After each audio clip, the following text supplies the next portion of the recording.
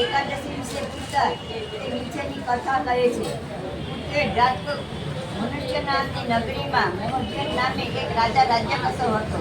તે સર્વવાતે સુખી હતો, પરંતુ તેને સંતાન સુખ ન હતું. તે હંમેશા ચિંતાતું રહેતો હતો. સંતાનની માણસને અવલૌકિક તેમજ પરલૌકિક સુખ અને શાંતિ મળતા ન હોવાથી તે સંતાન મેળવવા બંને તેટલા બધા ઉપયોગ કરી ચૂક્યો હતો. પ્રયત્ન છતાં ભાગ્યદેવી તેના પર પ્રસન્ન થયા નહીં. ઘર પણ નજીક આવતું. કોઈ રાજાના મનમાં ચિંતા પેટી કે મારી પછી મને કોણ ગાદી પર પુત્ર નથી, એટલે રાજ સિંહાસન પર ઝઘડો થશે. તેથી તેને રાજસભા ભરી. મુખ્ય પ્રજાજનો પણ આ મંત્રી સૌને વચ્ચે કહ્યું કે ભાઈઓ, મેં આ પ્રજાના પુત્રમાં પણ પાલન કર્યું છે. ધર્મ જીતી છે, રાજગાદી ન્યાય સ્વભાવી છે, જીવન ધર્મ જીત્યો છે. તેમ છતાં કોઈ જાણે કે સંતાન મેળવવા ભાગ્યશાળી થયો નથી. મેં પંડિતો કથા કરી છે, બ્રાહ્મણોને દાન દીધા છે, ભૂખ્યાને અન્ન આપ્યા છે, ગરીબોને મદદ કરી છે, અનાથોને આંસુ લૂછ્યા છે. છતાં વિદ્વાન બ્રાહ્મણો તમારામાંથી એક પણ એવો જ્ઞાની નથી કે જે મારા પુત્રહીનનું કારણ જણાવી શકે. રાજાના આવા વચન સાંભળી લાચાર બનેલા બધા બ્રાહ્મણો રાજાને પુરોહિત અને બીજા મોટા આગેવાનો પ્રજાજનો આ દુઃખ ટાળવાનો ઉપાય શોધવા ઘોર વનમાં ગયા.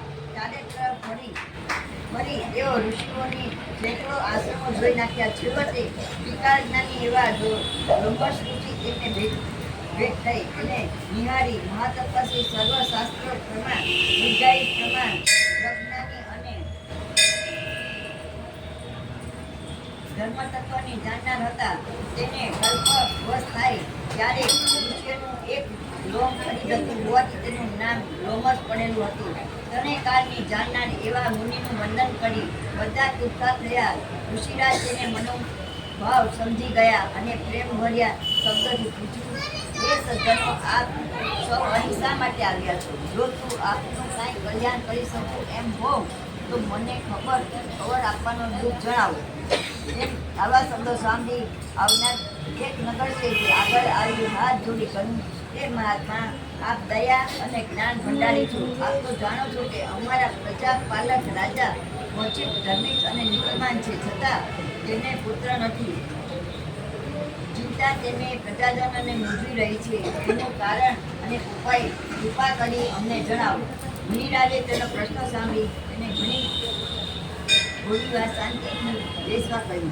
દરમિયાન સમાધિ ચડાવી, એટલે કાંઈ જોવાયું હતું. પોતાની યોગ વિદ્યા પ્રમાણે જાણી લીધું. ત્યારબાદ તેઓ કહેવા લાગ્યા, હે સજ્જનો, તમારો એ રાજા ભયજન્ય દૃશ્ય એટલે કે વાણ્યો હતો.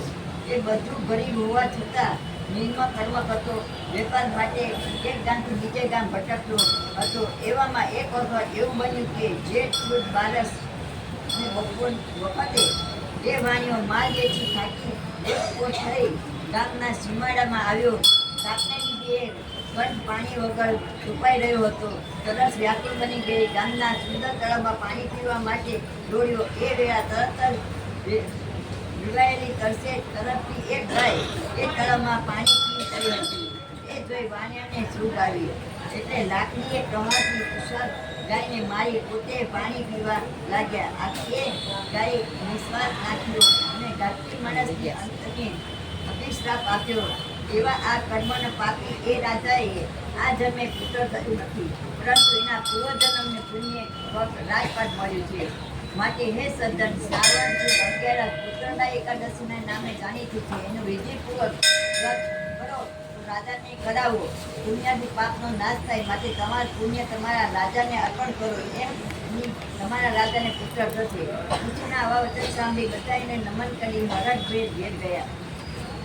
શ્રાવણ માસ આવ્યો તે રાજા સાથે ગર્વ પ્રજાની શ્રદ્ધાપૂર્વક નમસ્કૃતિના કહેવા મુજબ પુત્રદા એકાદશીનું વ્રત કર્યું અને 12 તમામ પુણ્ય રાજાને આપ્યું. પુણ્યને પ્રભાતે રાણીને 9 માસ પૂરા થઈ એક સુંદર પુત્ર જન્મ્યો. આમ અલૌકિક પરલૌકિક સુખને ઈચ્છાવાળા સ્ત્રી પુરુષે આ વ્રત કરવું.